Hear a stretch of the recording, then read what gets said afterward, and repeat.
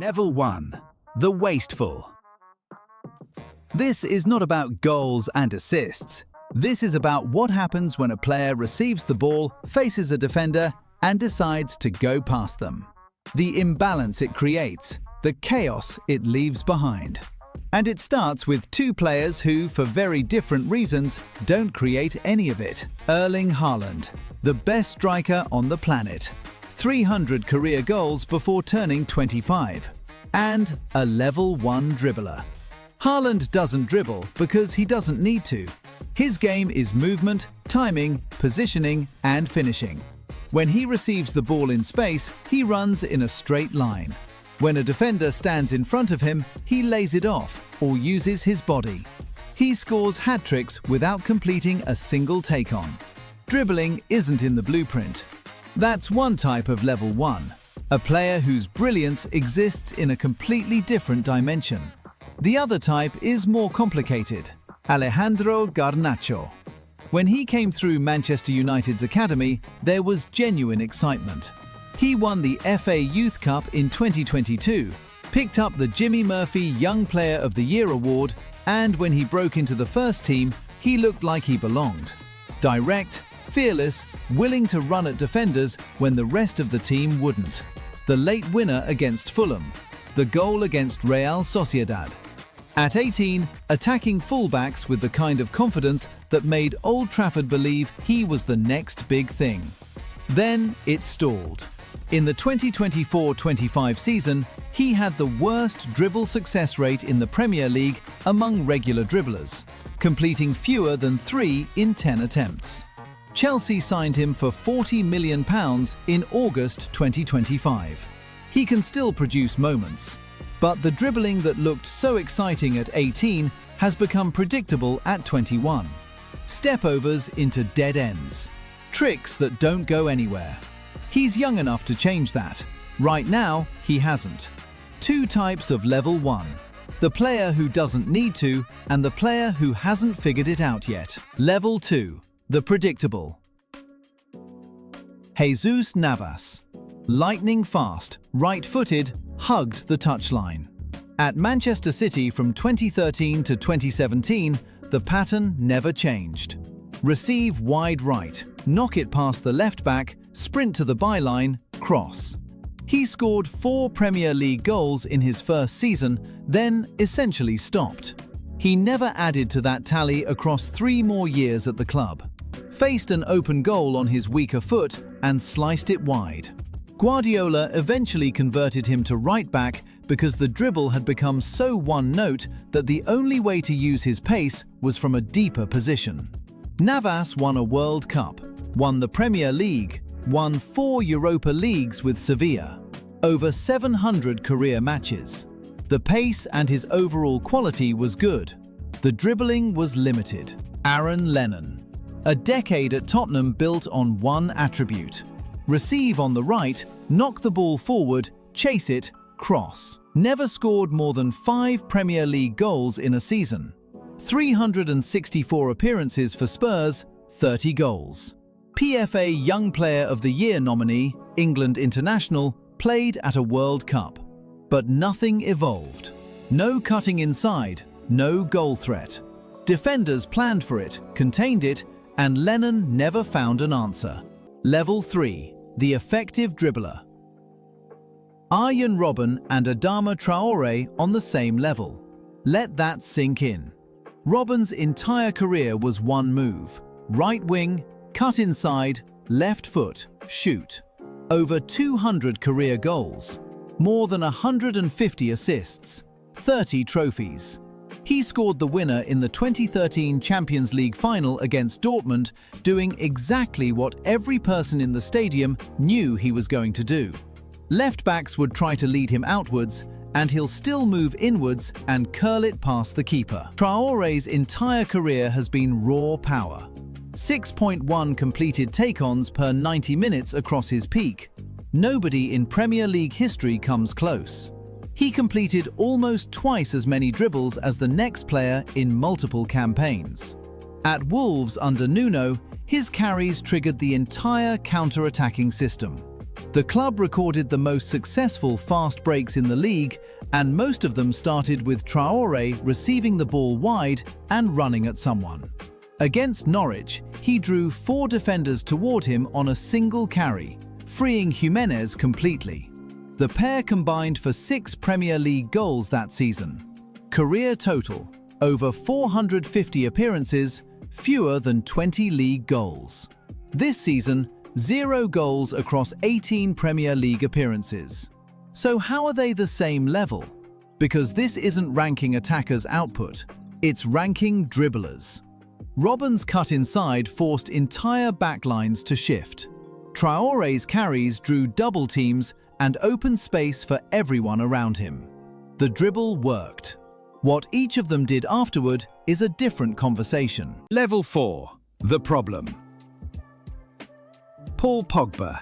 At 6'3", Pogba carried the ball through central midfield with close control that had no right to exist at that frame. At Juventus from 2012 to 2016, alongside Pirlo and Vidal, he averaged 3 completed dribbles per game from the centre of the pitch, a 75% take-on success rate in his best season. A winger beating a fullback shifts 1 defender.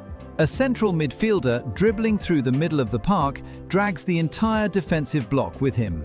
Pogba drew 2 players toward him and released, and the space he left behind became someone else's chance. 4 consecutive Serie A titles, a World Cup.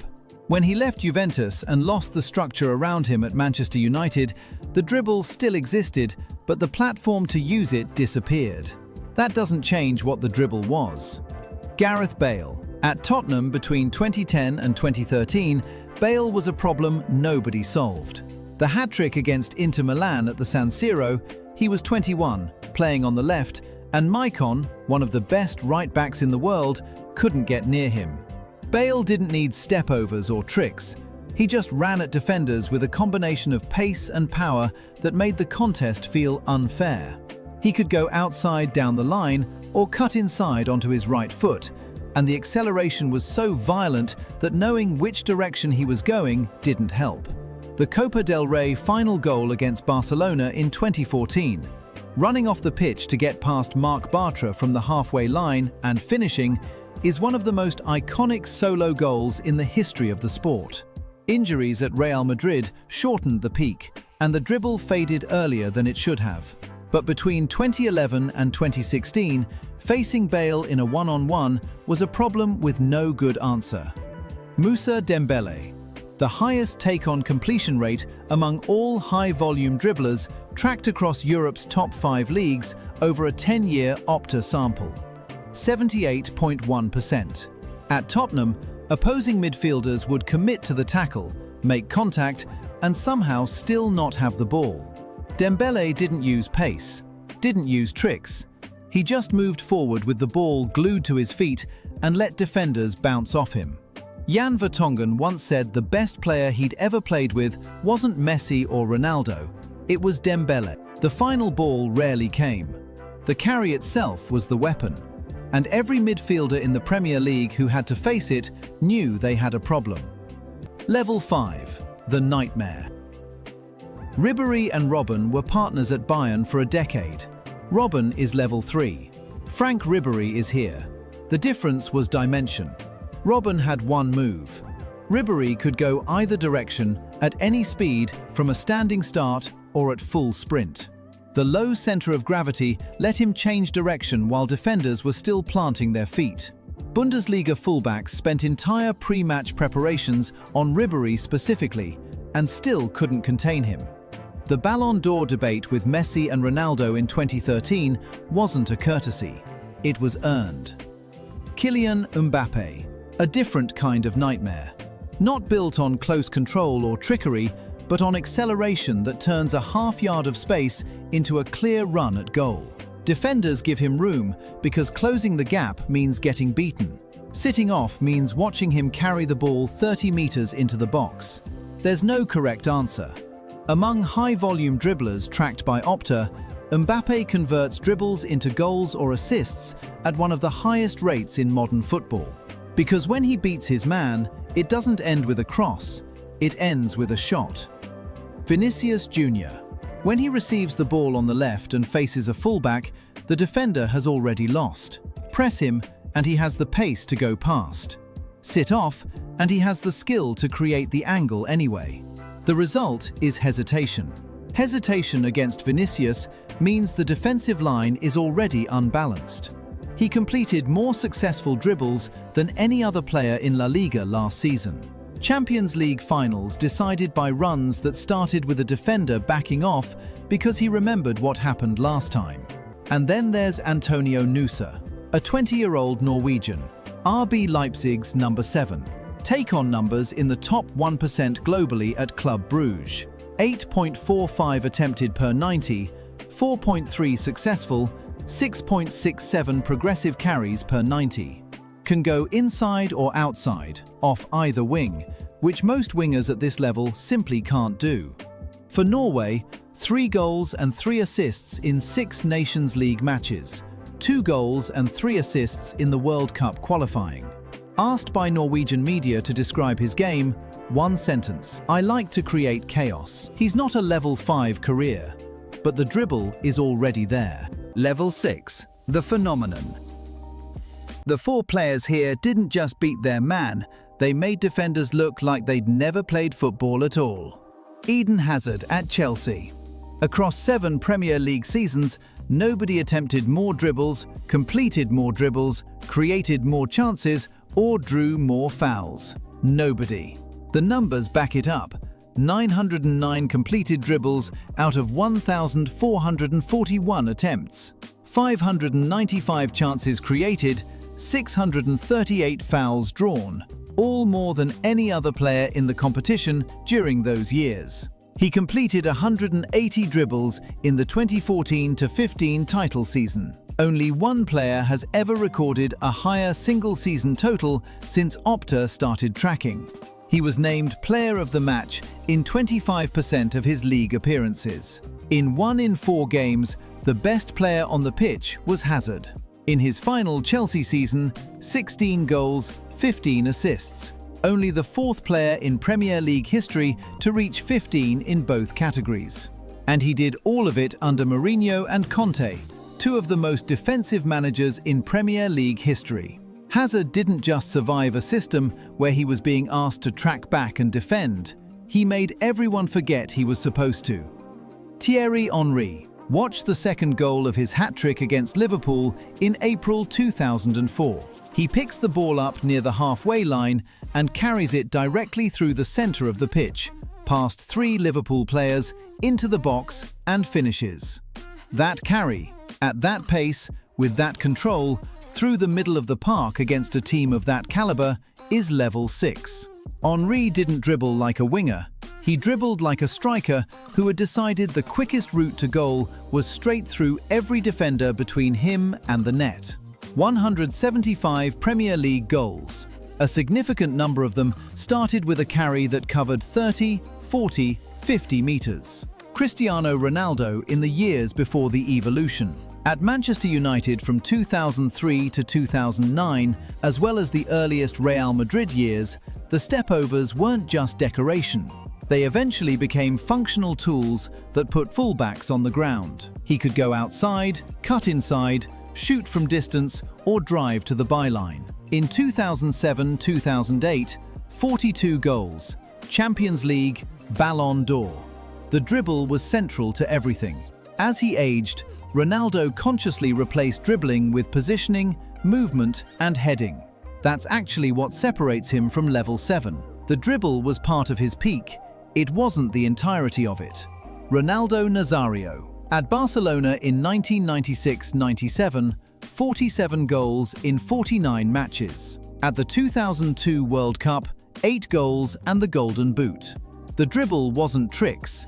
It was speed, power, and a first touch at full sprint that allowed him to take the ball past entire defensive lines without breaking stride.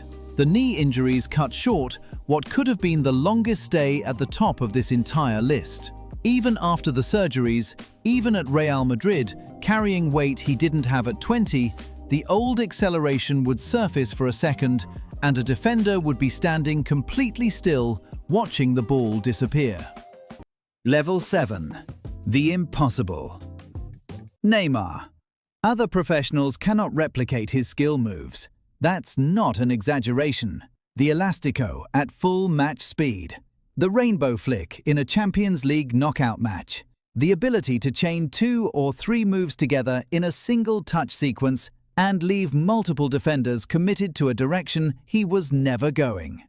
At Barcelona, alongside Messi and Suarez, the MSN front three was the most devastating attacking unit of the 2010s, and Neymar's dribbling was its least predictable element. At PSG, when fit, his dribble alone was enough. Defenders doubled up, left-backs asked to be subbed off, and every other attacker on the pitch gained space they didn't earn. The injuries shortened the peak. The theatrics shaped the reputation. This list isn't measuring careers. Neymar's dribbling, isolated from everything else, belongs here. Ronaldinho. The standing ovation at the Bernabeu. Real Madrid fans rising to applaud a Barcelona player after he'd just destroyed their team. That does not happen in football. It happened because what Ronaldinho was doing with the ball didn't look like competition anymore. It looked like something else entirely. His peak, 2002 to 2006. Ballon d'Or in 2005. World Cup in 2002. A Champions League. During that window, defenders weren't opponents. They were audience members who happened to be standing in the way. The body feints that sent 2 players in opposite directions while Ronaldinho went through the middle. After 2006, the discipline evaporated and the decline was steep. But level 7 isn't about duration. It's about whether the dribble, at its peak, produced something that looked impossible. Ronaldinho's footage still doesn't look like the same sport. Lionel Messi. The solo goal against Getafe. He was 19. He picked the ball up inside his own half and dribbled past 5 players in a run that was almost identical to Maradona's goal against England. And the comparison wasn't forced. It was accurate. More completed dribbles than any player in La Liga history. More completed dribbles than any player in Champions League history. 8 Ballon d'Ors, a World Cup, over 800 career goals. For over 15 years, the best defenders on the planet studied Messi's patterns, knew exactly what was coming, and still couldn't stop it. The low center of gravity, the close control at full speed, the direction changes without deceleration. Fullbacks went home questioning their career choices. Centre-halves had nightmares about a 5'7" Argentine turning them inside out. Everyone knew. Nobody solved it. What separates Messi from the other 2 at level 7 isn't ability. It's time. Ronaldinho's peak was 3 years. Neymar's was interrupted. Messi produced this for a decade and a half. There is no higher level. It might be the strongest case any player has ever made for being the best to ever play the sport. 7 levels. From the guy who dribbles into traffic and loses it, to the guy who makes you forget defending was ever a real profession. If you think someone's on the wrong level, that's what the comment section is for. Subscribe so you don't miss the next one.